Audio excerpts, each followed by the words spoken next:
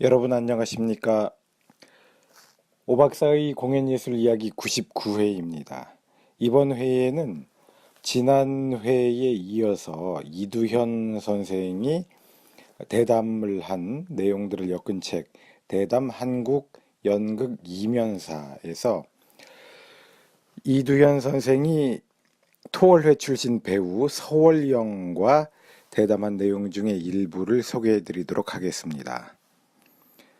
서월영은 1905년생이고요. 1973년에 작고하셨습니다.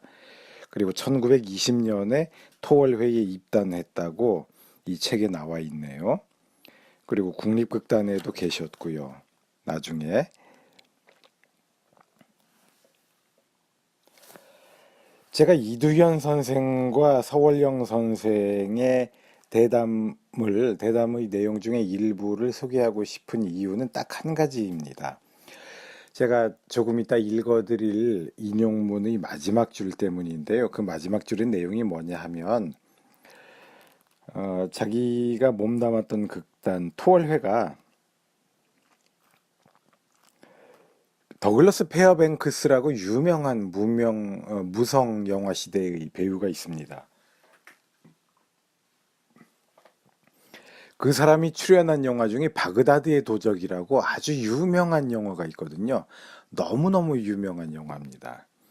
그런데 그 영화도 극화해서 공연한 적이 있다라는 말을 서월영 선생이 어, 이야기를 했습니다. 그래서 저는 이 부분을 인용을 하면서 이런 주장을 펼치고 싶은 것이죠. 그 당시에 한국 배우들이 체계적인 연기 훈련은 못 받았을 거 아닙니까?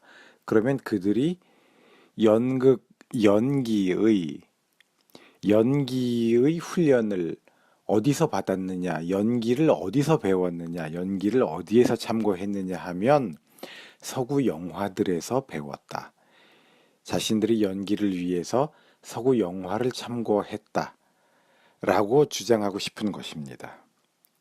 그 당시의 이른바 신파에 종사했던 사람이나 신극에 종사했던 사람들이나 그들이 자신들의 연기를 위해서 참고하는 자료가 있다면 그것은 서양 영화였을 것이다.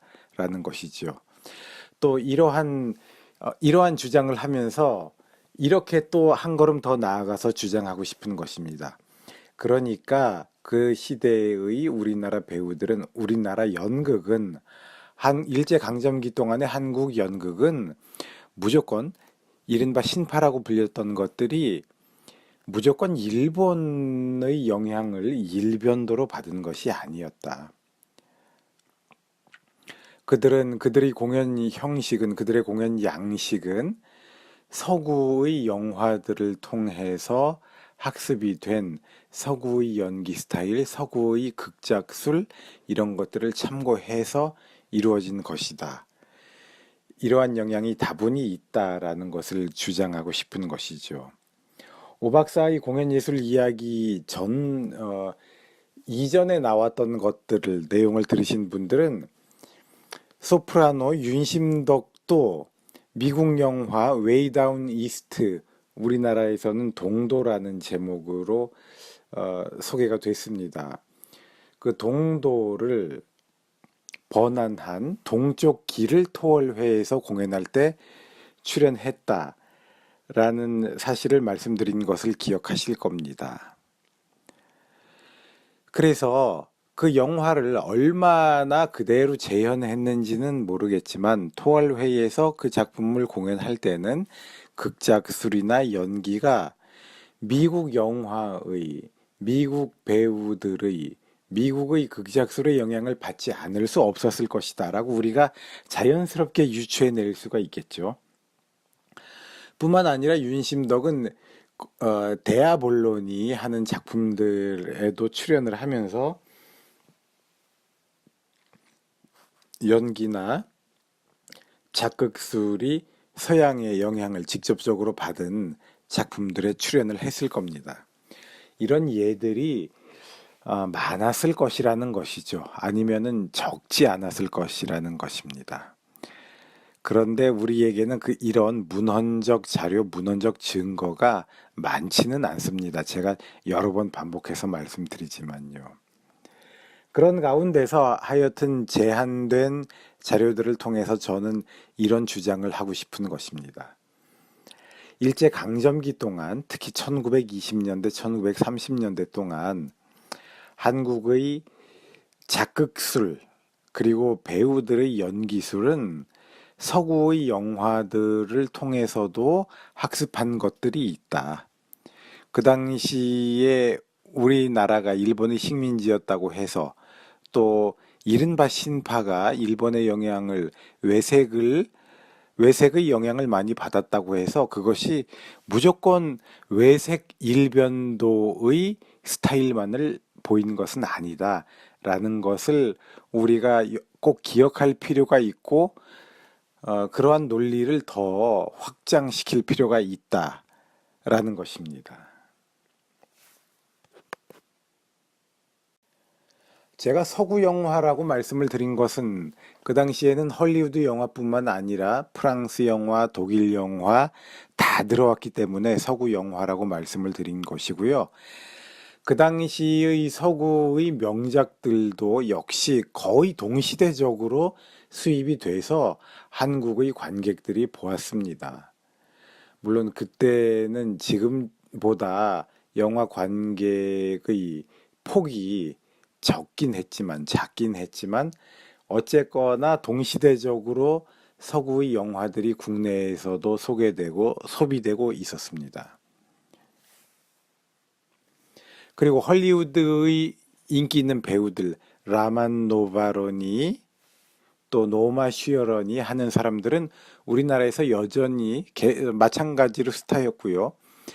또 너무나도 유명한 릴리안 기쉬 같은 예도 우리나라에서 대단한 스타였죠. 학생들의 자취방이나 기숙사에 미국 영화배우의 사진이 붙어 있곤 했다라는 것은 그 시대의 우리나라 대중 잡지를 보면 잘 알 수 있습니다. 그리고 이런 자료들도 있습니다. 우리나라 일제 강점기 때의 배우 지망생들을 보면 그들이 아마 오디션이라기보다 그들이 영화사 같은 곳을 찾아가거나 아니면 그들이 이야기할 때 눈썹을 찌푸리면서 내가 눈썹을 찌푸리는 것은 론 체이니의 스타일이다. 그 당시에 유명했던 다재다능했던 배우 론 체이니를 말하는 것이죠. 론 체이니의 스타일이다 하고 말할 정도로 서양 배우들의 연기술이 우리나라의 젊은이들, 우리나라의 배우 지망생들, 우리나라의 배우들에게 영향을 주고 있었다라는 것이죠. 그 당시에 우리나라 배우들의 인터뷰나 지식인들의 인터뷰 이런 것들을 보면 그때 수입되었던 유명한 영화들을 이 사람들이 보고 있었고 배우들은 또 그 영화들을 보면서 영향을 받고 자기가 좋아하는 배우들도 있고 그랬습니다. 자기들 입으로 나의 연기는 누구누구의 영향을 받았다라고 이야기는 하지 않고 있습니다. 그렇기는 하지만 그들이 어떠한 영화들을 보았다는 것은 의식적으로든 무의식적으로든 그들의 연기에 영향을 주었을 것이라고 우리가 추론할 수 있겠죠. 그리고 저는 그것을 조금 더 증거를 찾아서 적극적으로 주장해 보고 싶은데요. 증거를 찾기가 그리 쉽지는 않습니다. 강력한 증거를 찾기가 쉽지 않은 것이죠. 자, 지금까지 제가 드린 말씀을 조금 정리를 하고 조금 범위를 좁히면 이렇습니다. 그동안 이른바 신파가 비판을 받아왔던 것은 그것이 그 태생적 한계랄까요? 일본의 영향을 받았다는 것. 그리고 또 그러한 이상 외색을 띄었다는 것이 비판의 주된 원인 중의 하나이기도 했습니다.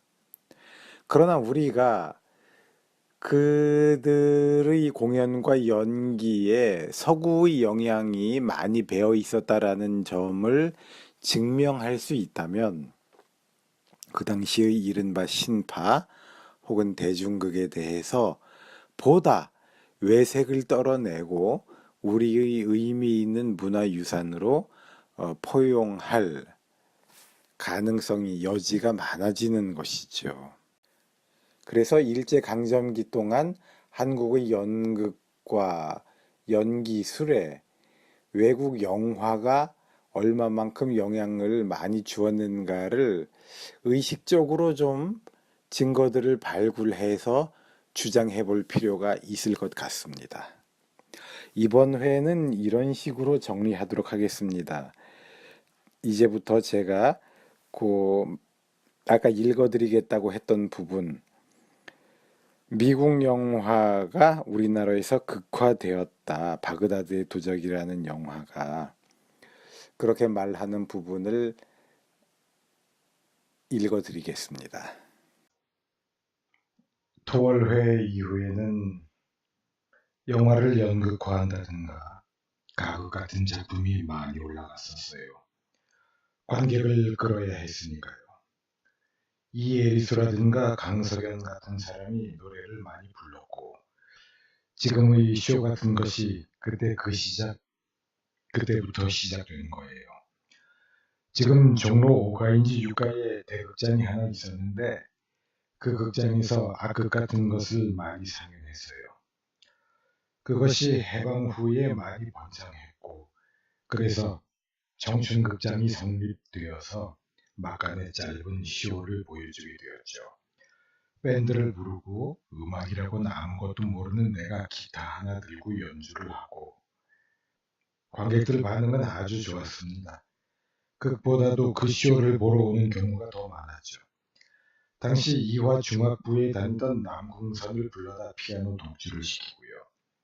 바그다드의 도적이라는 영화를 극화해서 공연한 일이 있었죠.